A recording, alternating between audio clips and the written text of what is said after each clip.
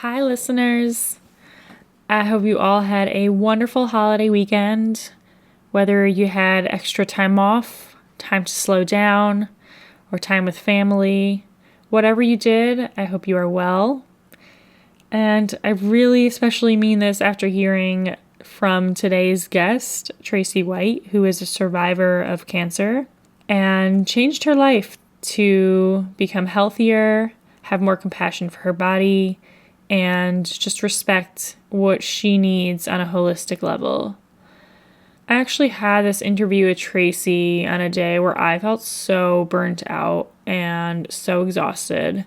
And I wonder if you relate to being in this place that I felt that day and feel on and off where I know I need to slow down, but I am scared that if I slow down, I'm not going to be able to get everything done. And if you do struggle with that on any kind of level, like for me, it kind of just happens a couple of days at a time or a day at a time. But if you struggle with that on a smaller level or on a huge level where you feel like you haven't taken a breath of air in a while, I hope this episode helps you, because I know that we all work really hard doing what we do, caring for other people, holding other people's emotions and traumas, and it is so important for us to tune into our bodies, feel what we need, and follow through with it. And you can refer back to many episodes here about why slowing down and giving your nervous system a break is actually way more productive for you at the end. You may already know that. I know that, and I sometimes ignore it, but this episode is a really great reminder that taking care of ourselves, having body compassion, can really be a matter of life or death, and I hope you all choose life.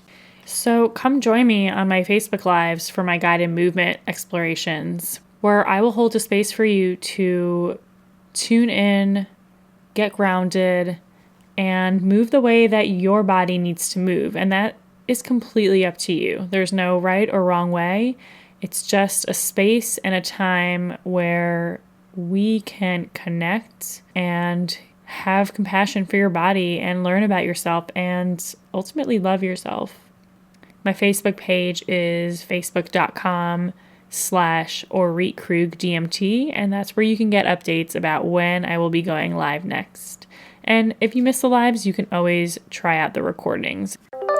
This is Mind Your Body, a dance movement therapy perspective on the integration of our emotional, cognitive, physical, and spiritual aspects of our being into one more aware and whole existence. So I'm Tracy White, and my alias right now is Badass Cancer Babe. I am a recovering workaholic and overachiever who was diagnosed with terminal cancer in 2016 and spent the last 2 years on a no-holds-barred battle to save my life and see my son graduate high school and get married and have babies. And when I came through the woods, determined that my mission in life really was to share my story in ways that would serve as a cautionary tale of my diagnosis, so that another workaholic mother would not have to tell her son the things I had to say to him, as well as give cancer patients hope. So I started the platform that is growing, Badass Cancer Babe. So I write, I blog, I have started teaching classes for a 2018 reboot for weeks of mind, body, spirit hacks to stop feeling like shit. You may want to edit that out. But it's been a really amazing journey from the traditional work your way up through to finding myself in the role of survivor and healer. Mm-hmm. Yeah, fascinating story. I read on a few of your articles in Elephant Journal. Oh, good. Yeah, I thought it would be really nice to bring you on and talk about what life was like for you before your diagnosis, How do you remember your body feeling on a day-to-day basis, or were you tuned enough to even notice? Yeah, I definitely, on a macro level, have been very in tune with my body.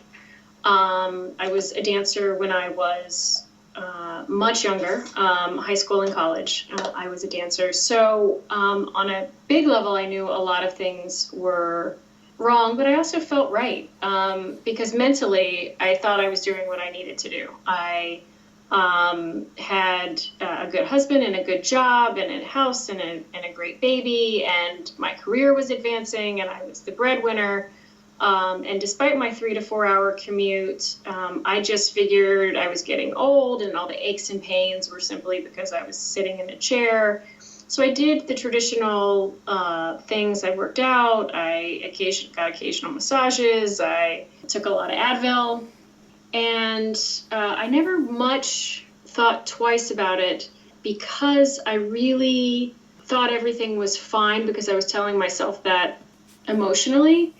But it was the macro level, honestly, because I didn't really have this spiritual mind-body connection until I got sick to understand that things like my lifelong IBS was really caused by repressed emotions. I just assumed I was eating something funny. And I'd done food diaries, but I never took the responsibility or was brave enough to cut the things that I were really freaking out my body. So I knew intuitively when I got sick that fixing my stomach would fix my cancer. And if I was tuned in with my body, everything was very physical to me. I did not count the mind-body-spirit connection at all. So when I got a series of nutritionists that helped me figure out that I was sensitive to gluten and addicted to sugar and I had a leaky gut, on top of that, I couldn't process leafy greens, lettuce, and cruciferous vegetables that I was juicing and eating every day for years. It was only when I got down through this illness to the micro level that I really started to understand the connection with my body. And I'm still working on it 2 years later. Like, I'm still achy, so I'm working diligently with my team of healers. I have a therapist and an acupuncturist and a masseuse to try to figure out, okay, what's physical, what's food related, and what's emotional. So I think, with a lot of the work that you all do, you're probably far more advanced than I was 2 years ago, but it's really awesome to me to learn to understand my body. Right? When my shoulder is cranky, is there repressed emotion that's coming out? So it's a really fun journey for me. Yeah. How do you distinguish what is emotional and what is physical? And how did you know, what were the signs that helped you discover that your IBS was a result of repressing emotions? It really was just going through healing my cancer. So I was diagnosed with cancer the first time in 2008. Actually, in 2008, I had my son, and in 2012, he was 4. And through a long series of work with my OBGYN following my 40th birthday, we diagnosed that I had stage 1 cervical cancer. So I had a hysterectomy. Then that cancer was a very traditional cancer. I had a surgery. I was told to go back to my regular life. I did. And I never really thought twice about it because I was commuting several hours and my son was spending more time with his nanny than me. After the first cancer, I said, okay, that's it. I got a new job so I could work closer to home. I could spend more time with him, but it still was very, very stressful. And so, again, the things that were happening to my body, I was attributing to every excuse you could that was someone else's responsibility, not mine, right? It was the long hours. It was the commute. It was sitting in a chair. So I learned to distinguish it really when I got diagnosed with cancer again in 2016. Intuition was really the key because I have been a dancer and a swimmer and a marathon runner and a triathlete and a cyclist and a gym rat my whole life. So again, on that macro level, I knew something was wrong, and I'd been in doctors since the fall of 2015, but no one took me seriously until November of 2015. I looked 8 months pregnant. I was so swollen, and I'm, my little tiny 120-pound frame was suddenly, I was 100 pounds and I looked 8 months pregnant. And finally a team of doctors said, okay, something must be wrong. Unfortunately for me, that cancer 2 came back with a vengeance, and the swelling was what's called ascites, and that basically is like a blister. You know how you get a blister, it forms that pus around to help heal. So I had so many tumors in my gut that my stomach was making this ascites to help protect me. Wow. There was not an organ in my abdomen that did not have a tumor around it. One was actually 15 centimeters long. Wow. And unfortunately, recurrent cervical cancer is a rare cancer, so there's no cure. And cancer in general in America only has 3 answers, and that is surgery, radiation, or chemotherapy. And because there was so much and so many tumors, we couldn't radiate and we couldn't have surgery. So chemo was my only option, and my doctor told me, you will have chemo until you can't, and then you're going to die. And I was like, ain't nobody got time for that. I got a son to raise, and I got a family to support, and a life to live. Like, I'm 43, and my son is 8. This does not fit into my list-making, overachieving game plan. Like, and he, at the time, oncologists do what they do. Western medicine is great. I did start chemotherapy, and my doctor he told me, he was a good doctor. He said it could be 15 months, it could be 30 years. We don't know with your type of cancer. And what he really meant was 15 months. And he expected me to die by my 45th birthday. And I never shunned Western medicine, but I knew I had to make a miracle. And I'm thankful chemo did slow down my tumors, but it also wasn't going to save me. So that's when I started my journey to see my son graduate high school. And I became an information sponge with books and DVDs and podcasts.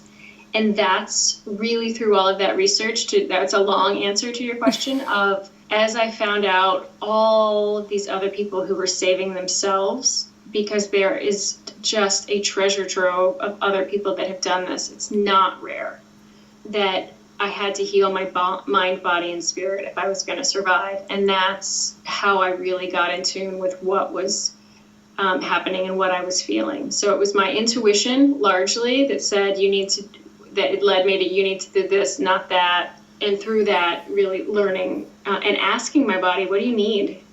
Yeah. Can you give us an example of some of the things that you started to do, and maybe an example of a revelation that led you to realize that a certain physical pain had a real emotional foundation to it? Yeah, so I mentioned my IBS, and I've had a bad stomach since I can remember, literally since high school. And it was not getting better it was definitely getting better with all the work I was doing with nutritionists, but it was still really, really not normal.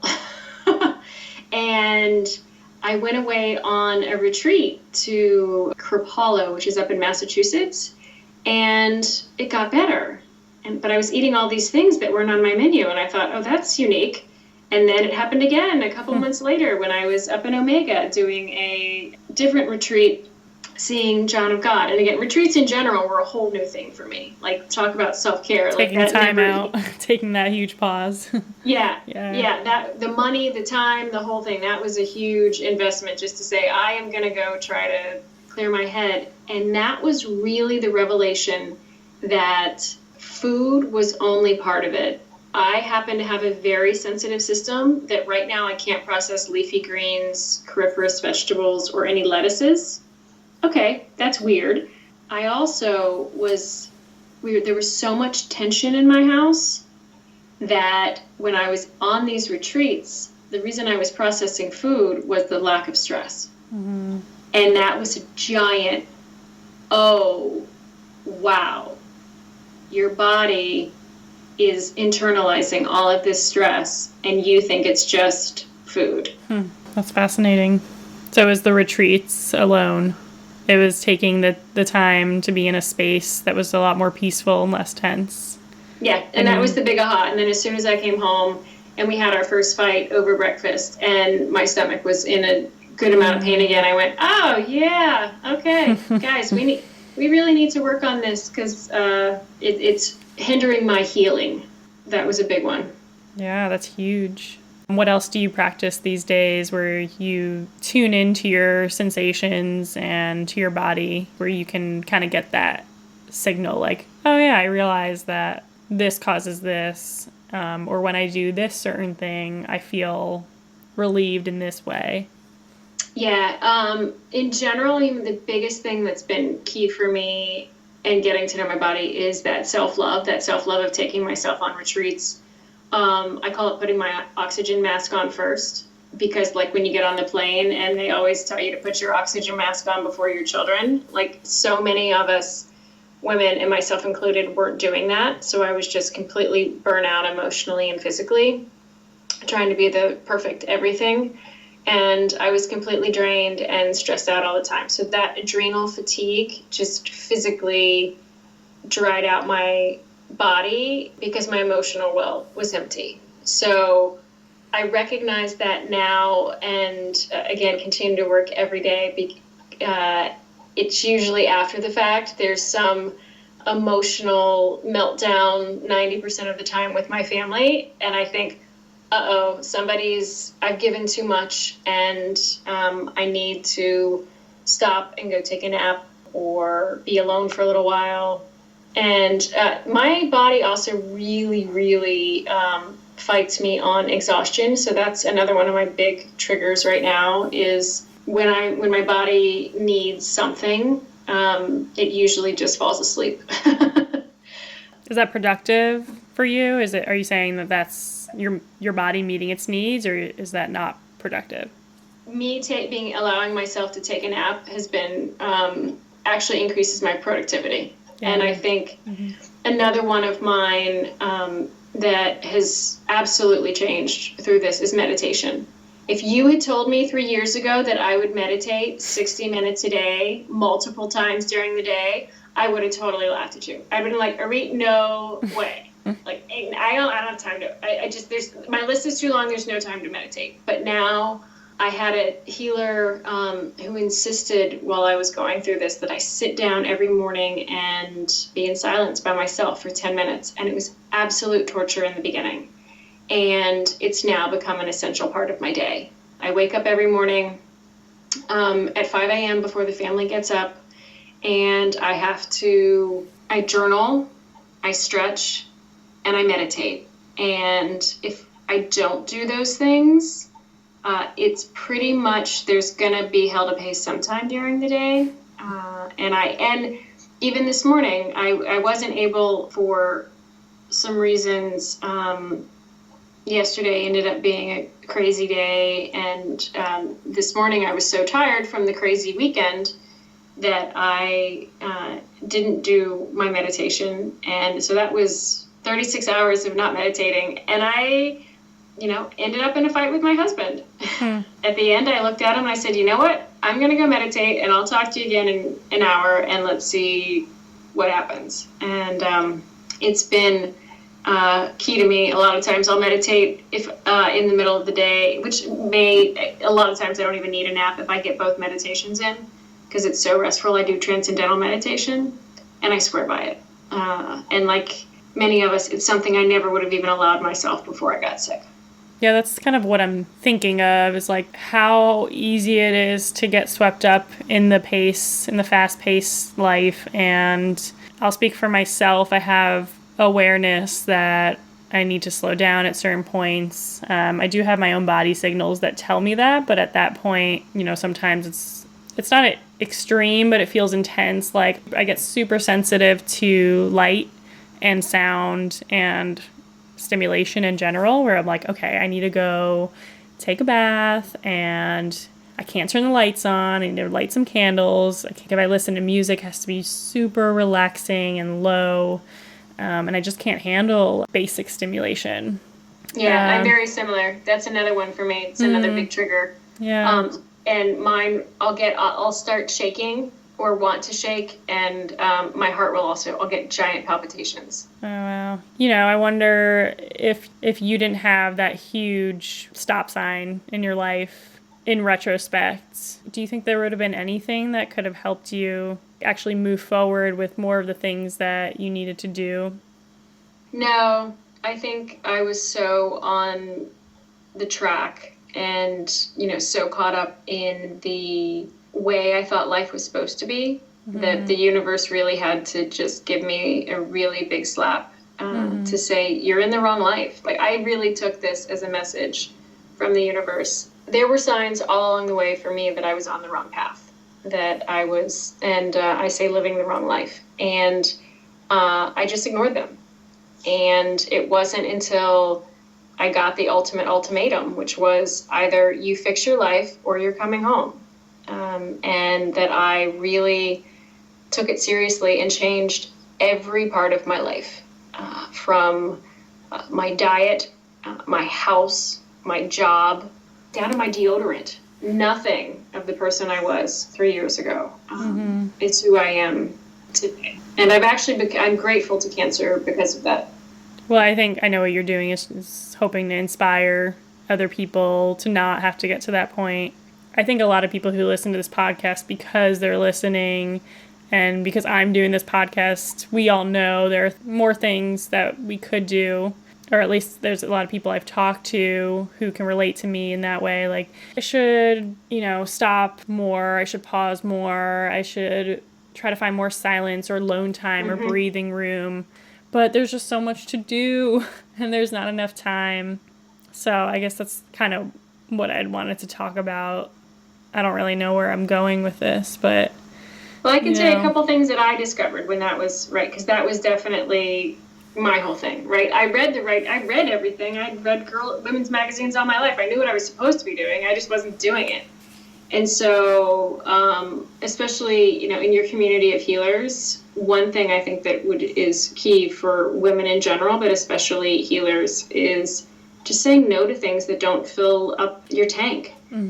So, for me, that was things like school committees and draining friends. And my husband and I loved Game of Thrones. And some nights I just had to say, no more. We cannot have another one because I'm too tired. Yeah. And, because you're sitting there and you're like, oh, what happened to Daenerys? So you just watch the next one. But your body and it just needs take a break and say, okay, can I really handle this or not? You bring a really good point that you may not have even meant to, but I was exhausted before I got sick, and then on chemotherapy, forget it. That's like a whole level of exhaustion that I didn't even know was possible. And I became ruthless about my sleep. And so literally I kicked my family out of the house on chemo weekends. I was like, I don't even want to see you. I don't want to have to think about what you're cooking because I'm going to sleep all weekend. And I shamelessly took naps in the middle of the day. I started working from home and at night, and I still to this day am, if I'm tired, I'm going to bed, because that is the one thing I do have a hard time not listening to my body at still is taking that nap. When I was sick, it wasn't an option, but now I'm like, no, I just need to get this done. But I always pay for it later. Yeah. So. I mean, it's a matter of getting to know your body, and I can so relate to that TV show example because I've been practicing this for the last couple of years, but you watch a show that's really addicting and you just want to know what happens next, and especially if it's on Netflix, it's right there. Right. So whenever an episode ends, I just take a deep breath and I feel that like addiction, that craving for the next one. But then I notice that it passes after 2 minutes. And it's really interesting because 2 minutes will go by and I'm like, no, I'm okay. And I'm actually really tired. And my husband calls me old, even though he's older than me. And I like to get my sleep too. Yeah. And you just kind of have to be relentless or ruthless, whichever word you like, to say, nope, I'm going to bed, because my husband tells me the same thing. And I also got really what felt selfish in the beginning, but I now realize is essential on bringing more joy to my life with me dates. So again, it was always, well, I can't go on a me date because I have to do the groceries, or my son needs new things for his science fair, whatever it was. I made excuses all the time of busyness. And so I just started taking myself to the botanical gardens, or going to the diner to watch people. Or one time I really wanted to see Beauty and the Beast. So I just went in the middle of the afternoon when I had the day off, and allowing myself to have that time is really hard when you're in the middle of your to-do list and everything else that needs to get done, but I found ultimately really helps me keep both feet on the ground so I can be a better mom and friend and worker and boss and the whole thing. Yeah. I think that's a really good point that you brought up too, that connects with what you said earlier about saying no. This is something that I've practiced a lot in the last 8 years or so, is saying no to something that I know will probably offend someone else, or it might be taken the wrong way, or it'll be seen as selfish. But it's like, I feel in my body that if I go ahead and do this, if I travel 3 hours to go home on a weekend where I'm so exhausted and I had a hard week, that's going to kill me. Not right. Literally, but I mean, maybe in some way indirectly, but I feel like I have to crawl to the car that's right downstairs. And if I feel that in my body, it's a really good sign that I need to just relax. And so I think the saying no and being selfish could be something that is an obstacle for people, is like accepting that it's not selfish. It's more like self-respect, self-compassion, you said before, self-love. Yeah, it's self-love isn't selfish, it's essential. Mm-hmm. And again, had I not gone through this journey, I definitely wouldn't have known that, or the importance of meditation, or even, and writing too was something that was key for me for all of this. I mentioned part of my ritual every morning is to wake up and I write 3 pages of whatever's on my mind. It's very similar to a technique that Julie Cameron writes about, her morning pages in The Artist's Way, if you know that book. Some days it's like I'm just bleeding on the page, because what I found is I get so much stuff caught into my brain. My lists have lists and everybody else's needs and what needs to get done, and I call it my blah blah journal. And just having the freedom to release it onto paper frees it out of my head, and it doesn't stay in there and ruminate and just make and turn into other things. So that's been another big one for me, to try to release the emotion so it then doesn't get caught in my body. Right. You're externalizing it onto paper, but I think it's hard to know what that line is. Mm-hmm. Yeah, that's what I wanted to ask you about. I'm hearing that you wake up every day at 5 a.m. and you do these, the schedule of journaling and meditation, and like, how do you know where the line is of where you add something extra and it's serving you and it's creating more health in your life? How do you know when you're crossing that into the line of like, now it's too much and it's actually being counterproductive? Yeah, I have found my intuition to be absolutely key in this. I'll ask my body, and this morning was the perfect example.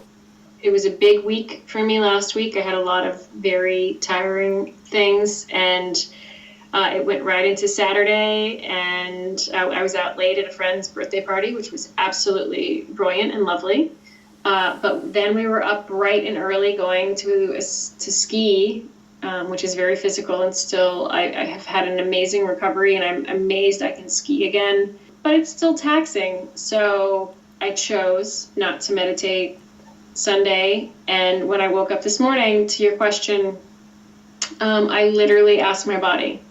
The alarm goes off, I do set it, and I say, what will serve me better? Do I need to wake up and meditate, or do I need to sleep? And this morning it said sleep. Mm-hmm. And I know then that and as I mentioned, that I had an argument with my husband, but I asked my body on almost everything.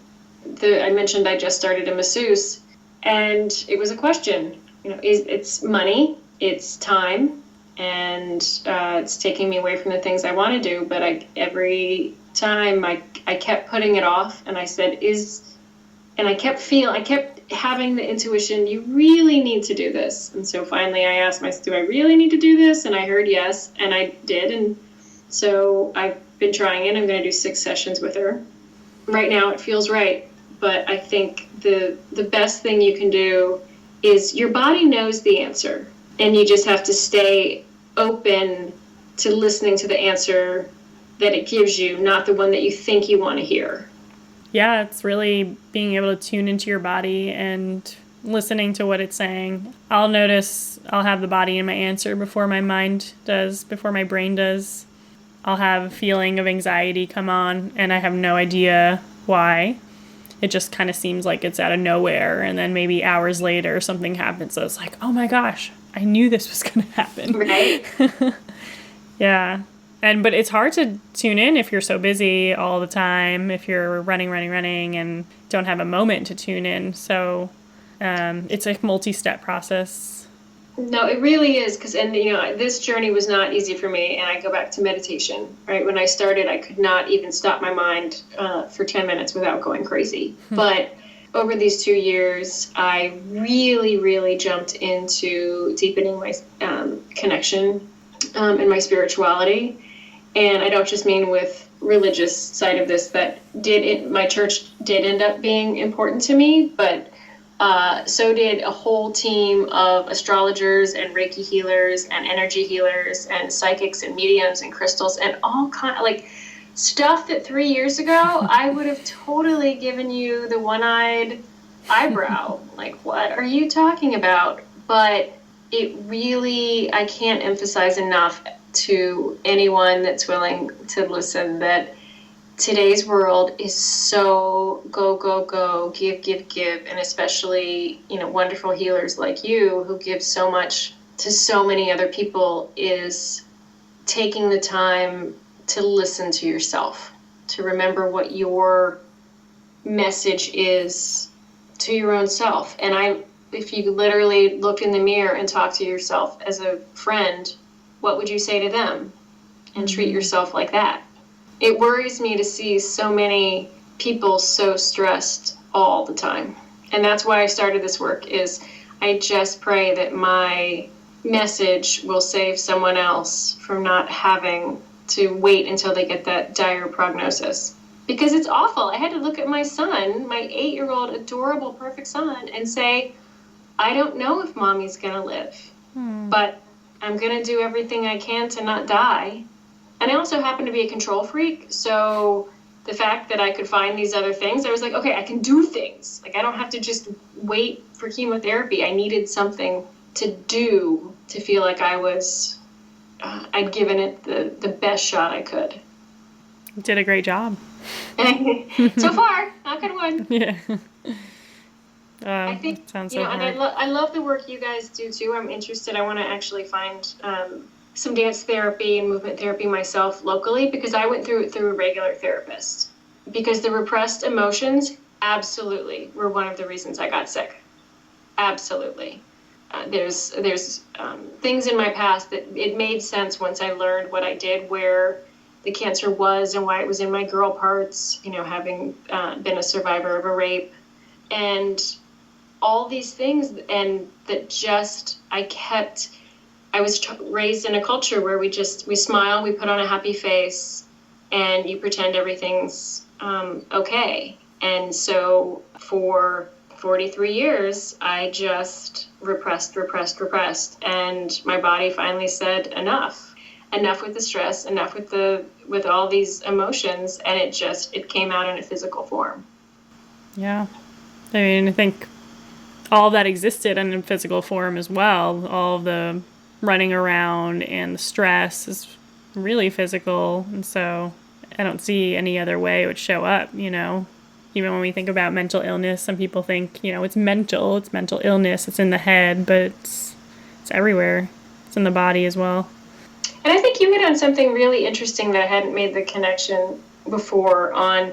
So when you say no to something, you're saying yes to something else. So if you're saying yes to something that doesn't bring you joy, then you are saying no to yourself for something. So, right, if it's a question of if the only way you can get in your own movement is at 3:00 in the morning, is there something, and again, I know it's absolutely brutal, but is there something during the day that you can say no to find that half an hour or hour for yourself and the time you need to replenish yourself?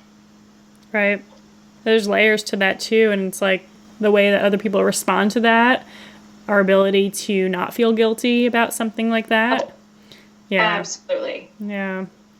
The guilt thing is key, and that's when you're told you're about to die. People actually, you get a really big pass on saying no to stuff, by the way. So I had an out there, but I also, because I leapfrogged so many years, turned into like an 80-year-old woman, in the sense that I don't give a hoot a lot of times, or I don't give a hoot as much what people think about me, because I understand now that if I give too much, I will pay the price, and it affects my health and my happiness. So it's absolutely brutal, and I get it, and I do still struggle with it. Just today, I told a woman I would take over something for her, and I flunked her yet again, and she jumped in and she took care of it. But I was like, oh man, I feel so guilty. I'm sorry, I let you down. She's like, whatever. No, you didn't. I forgot too. So I've discovered that what we think people's reaction will be isn't necessarily what it is. So if you just do what you got to do, and the true friends will stay by you. Yeah. And communicate too. The only way you'll know is if you ask. Yeah. Excellent point. Yeah.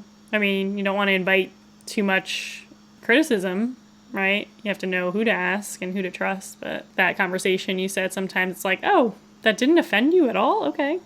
Gosh, I blew that up in my head. Yeah, no, exactly. Like we think so much, we overthink so much stuff. And really, if you're just true to yourself and authentic to yourself, most people will respect that. Mm-hmm. So obviously you had a huge change, a huge life overhaul, but I'm wondering if you have your top piece of advice for someone just to start making a little change. What would you tell them? The littlest change is really putting on your oxygen mask first, thinking of yourself, thinking of what do I need right now to get through this, right? So it is getting a little selfish. I should say what feels like it's getting selfish, when in fact it's just taking care of yourself as much as you take care of everyone else. Yeah. Put your oxygen mask on first. Yeah, I like that. That's it. Because, my number 2 is always, your body knows. Intuition is, you got to listen to it. We in Western society discount it, but intuition is absolutely the key to everything. And the only reason I'm here today is because I listened to it. No, I think this is great. I really appreciate it. I'm honored you liked my story. Yeah, it's very inspirational. And I'm glad you're still here and that we can be having this conversation. Yeah. Yeah, me too. Yeah, it's truly amazing. Thank you. Mm-hmm. Yeah, it's not where I expected to be 3 years ago, but hey, good life, takes you where you need to be. Thank you, Tracy, for sharing your powerful story, and thank you, everyone, for listening. Again, I am offering free live broadcasts of guided movement explorations where I will hold that space and that time for you to grow and sustain a body compassionate movement practice. My Facebook page is facebook.com/OrriCrewDMT, and I will put that link in the podcast notes. Bye.